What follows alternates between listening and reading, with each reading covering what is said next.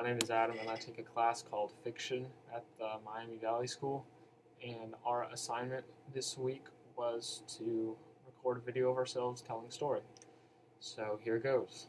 Um, there was a farmer who farmed in the heartland of America in the Midwest, and this plot of land that he worked had been in his family for 5 or 6 generations, and it was the tradition that the oldest male descendant would stay and work the land and raise the animals and the crops and sell them.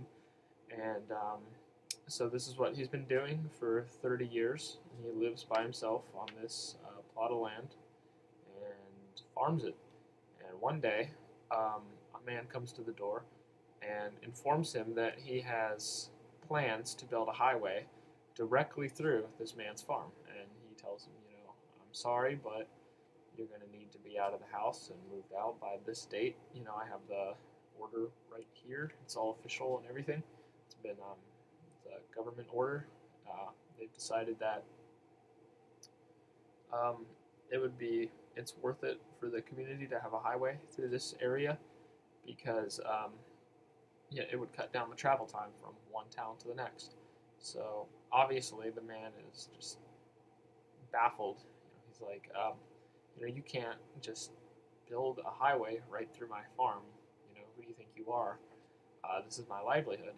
But sure enough, they have the order right there. So they show up on the day, and there's a whole cliche thing of sitting in front of the house. They have the bulldozer, but it's less heroic and more just kind of obnoxious for everyone involved. And no one wants to be out there. It's hot outside. The guy that's supposed to be doing the bulldozing clearly isn't happy. This isn't his decision. This is his job. He just drives a bulldozer.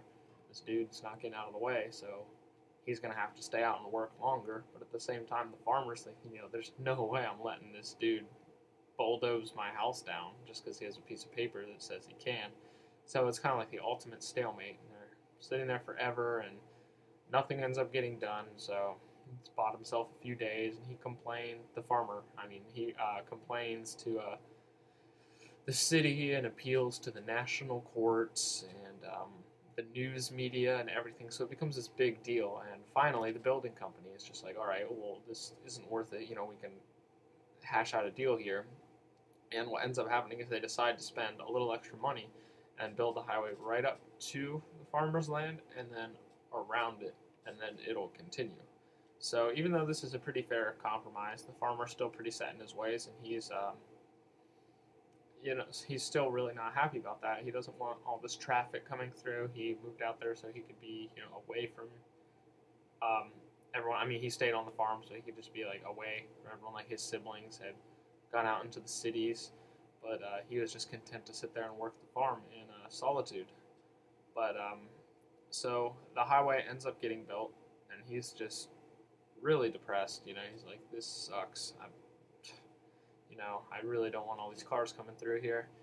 But what ends up happening is that instead of him having to drive to the market every week for an hour to sell his crops and animals and various wares, now that there's enough traffic by the farm, people stop all the time and ask to buy fresh vegetables and fresh eggs.